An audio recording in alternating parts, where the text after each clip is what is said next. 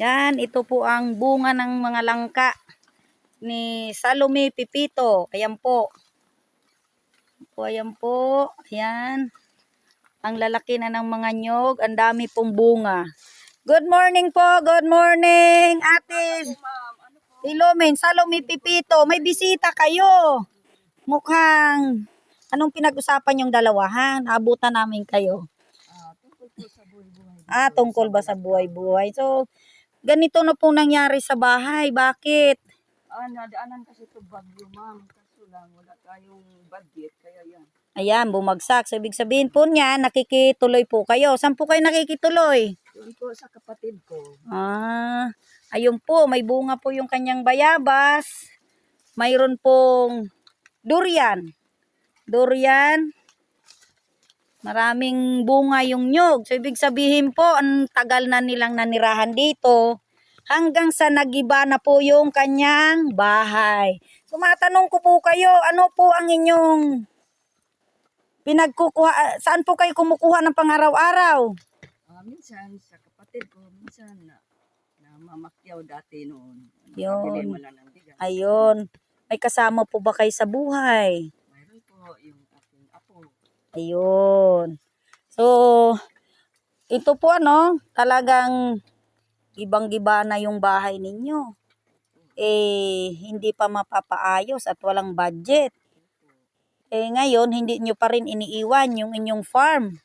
At sayang naman. So, ano po ang mahihiling ninyo? Pwede ba akong manawagan sa ating kagalang-galang President Marcos Bongbong Jr.? Pwede po, pwede po. Kasi po, magandang umaga po, President Marcos Jr. Ako po ay nanawagan sa inyo. Ay kami po isang nakatira dito sa Balat Kahoy bilang magsasaka po. Sa tagal naming nanirahan dito, wala pa kaming linaw. Sana po, mabigyan mo po kaming pansin na itong maliit naming sinasaka, mabigyan mo lang kami ng maliit na papel bago lumubog pa ang buhay namin dahil sa araw pa, ako'y palubog na po, puti na po ang buhok ko. Kaya nag-alala ako, mayroon po akong bata, apo, na mayroon malang akong maiwan sa kanila na matawag nga sa kanila na umawala na ako sa mundo. Na mabigyan mo lang nimong pansin na matanggap namin yung tinatawag Chloa. Pasensya na po, medyo napapaiyak na po si... Sa pagod pa naman, dito namin naranasan, madapa, masugatan, sa paglakad ng 3 oras, balikan 6 na oras. Pag lumakas ang sapa, hindi kami makadaan. Kaya maawa naman kayo, President Bongbong Marcos Jr. na hindi mo kami makalimutan dito sa mga tao dito sa Balat Kahoy, San Antonio, Kalayaan, Laguna. Nga maibigay po ninyo ang sa aming mga mahirap dito magsasaka.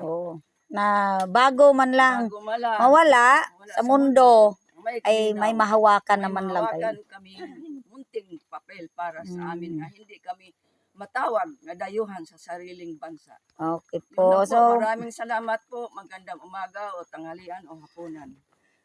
Yan po, marami pong salamat. Sana mandinig po yung inyong kahilingan at pagbigyan po kayo.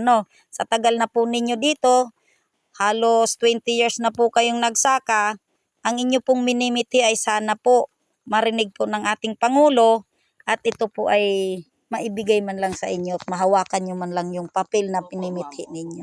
So, maraming salamat po. Salome Pipito. Maraming salamat po. Thank you, ma'am.